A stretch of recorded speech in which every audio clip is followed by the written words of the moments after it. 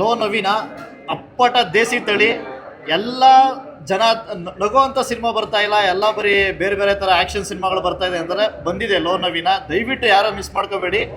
ನವೀನ್ ಸಜ್ಜ್ ಅವರು ಕನ್ನಡದಲ್ಲಿ ತುಂಬ ದಿನ, ತುಂಬ ವರ್ಷ, ತುಂಬ ಒಂದು ಜನ್ರೇಷನ್ಗೆ ಉಳ್ಕೋಬೇಕಾಗಿದ್ದ ನಟ. ಈ ಥರ ಕಥೆಗಳು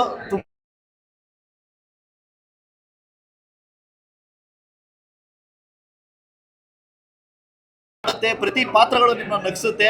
ಪ್ರತಿ ಸಂಭಾಷಣೆ, ಪ್ರತಿ ಸಾಹಿತ್ಯ ಕೂಡ ನಿಮ್ಮ ಮನೇನ, ನಿಮ್ಮ ಊರನ್ನ, ನಿಮ್ಮ ಜನನ ನೆನಪಿಸುತ್ತೆ. ದಯವಿಟ್ಟು ಈ ಸಿನಿಮಾ ಯಾರು ಮಿಸ್ ಮಾಡ್ಕೋಬೇಡಿ, ಖಂಡಿತ ಬಂದು ನೋಡಿ. ತುಂಬ ಚೆನ್ನಾಗಿದೆ. ಕ್ರಾಂತಿ ಸರ್ ಹೇಳ್ದಂಗೆ ದೇಸಿ ತಳಿ ಅಂದರೆ ನಮ್ಮ ಮಂಡ್ಯ ಸ್ಲ್ಯಾಂಗ್ ಅಂತ ಒಂದು ಸಿನಿಮಾ ಇದು. ಬಂದು ಎಲ್ಲರೂ ಸಿನಿಮಾ ನೋಡಿ. ತುಂಬ ನಗಿಸುತ್ತೆ, ತುಂಬ ಅಳಿಸುತ್ತೆ, ತುಂಬ ಕಾಡೋಂಥ ಸಿನಿಮಾನೇ. ನವೀನ್ ಸಜ್ಜು ಸರ್ ಸೂಪರಾಗಿ ಮಾಡಿದ್ದಾರೆ. Direction super. ಡೈಲಾಗ್ಸ್ ಅಂತೂ ಅಂದರೆ ನಾವು ಅಕ್ಕಪಕ್ಕದಲ್ಲಿ ಮಾತಾಡೋವಂಥ ಡೈಲಾಗ್ಸ್ ಥರ ಇದೆ. ತುಂಬ ಚೆನ್ನಾಗಿದೆ ಸಿನಿಮಾ. ಎಲ್ಲರೂ ಬಂದು ಸಿನಿಮಾ. ಲೋ ನವೀನ ಸಿನಿಮಾ ಗೆಳೆಯ ನವೀನ್ ಸಜ್ಜು ಅವರು ಮೊದಲನೇ ಬಾರಿಗೆ ನಾಯಕ ನಟರಾಗಿ ಅಭಿನಯಿಸಿರೋಂಥ ಸಿನಿಮಾ. ಎಲ್ಲೂ ಹಂಗೆ ಅನಿಸಲ್ಲ, ಯಾಕಂದರೆ ಅಷ್ಟು ನೈಜವಾಗಿ ಅಭಿನಯಿಸಿದ್ದಾರೆ.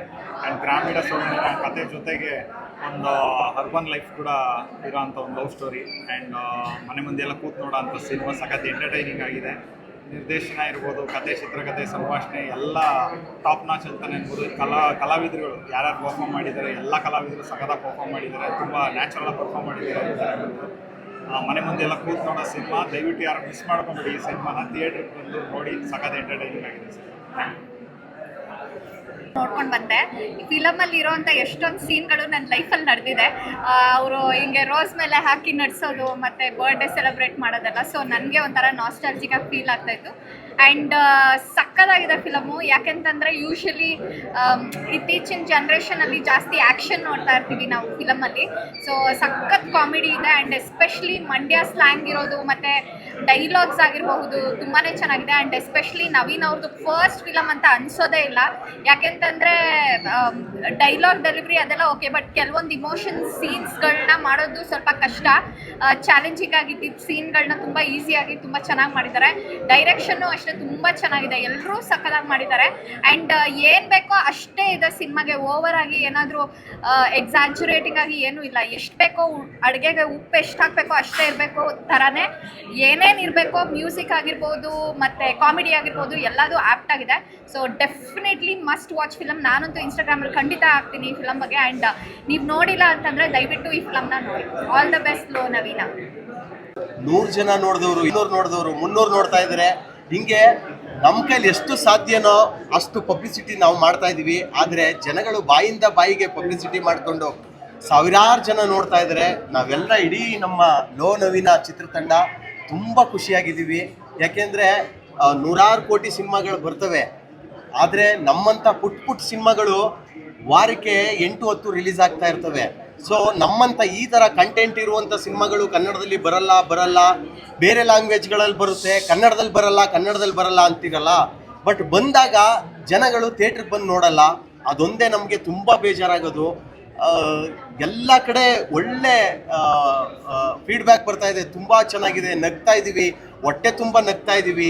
ಮತ್ತು ಕಣ್ಣಂಚಲ್ಲಿ ನೀರು ತರಿಸಿದ್ದೀರಾ, ಲಾಸ್ಟಲ್ಲಿ ಮತ್ತೆ ನಗಿಸ್ ಕಳಿಸ್ತಿದ್ದೀರಾ. 2 ಗಂಟೆಗಳ ಕಾಲ ಹೆಂಗೋಯ್ತು ನಮಗೆ ಗೊತ್ತಾಗ್ತಾ ಇಲ್ಲ ಥಿಯೇಟ್ರಿಂದ. ಎಲ್ಲ ಥರದ್ದು ಫೀಡ್ಬ್ಯಾಕ್ ಬರ್ತಾ ಇದೆ, ಎಲ್ಲರೂ ಖುಷಿ ಪಡ್ತಾ ಇದ್ದಾರೆ. ಆದರೆ ನಾವೇನು ಅಂದ್ಕೊಂಡಿದ್ವಿ ಅಷ್ಟು ರೀಚು ಜನಗಳು ಥಿಯೇಟ್ರಿಗೆ ಬರ್ತಾ ಇಲ್ಲ. ಹಂಗಾಗಿ ಆದರೂ ಕೂಡ ಇವಾಗ ದೊಡ್ಡ ಸಿನಿಮಾಗಳು ಬಂದಿದೆ. ಈ ವಾರ 2 ಪರಭಾಷೆಯ ಸಿನಿಮಾಗಳು ಬಂದಿದೆ. ಆ ದೊಡ್ಡ 100 ಕೋಟಿ ಸಿನಿಮಾಗಳ ಮಧ್ಯ ನಮ್ಮದೊಂದು ಪುಟ್ಟು ಸಿನಿಮಾಕ್ಕೆ ಜನಗಳು ಆತ್ಕೊಂಡಿದ್ದಾರೆ. ಪುಟ್ಟು ಸಿನಿಮಾನ ಜನಗಳು ಆತ್ಕೊಂಡಿದ್ದಾರೆ. ಲೋ ನವೀನ ಟೀಮ್ನ ಅಪ್ಕೊಂಡಿದ್ದಾರೆ. ಎಲ್ಲರೂ ಚಪ್ಪಾಳೆ ಹೊಡಿತಾ ಇದ್ದಾರೆ, ಶಬಾಷ್ ಅಂತ ಬೆಂತಡ್ತಾ ಇದ್ದಾರೆ.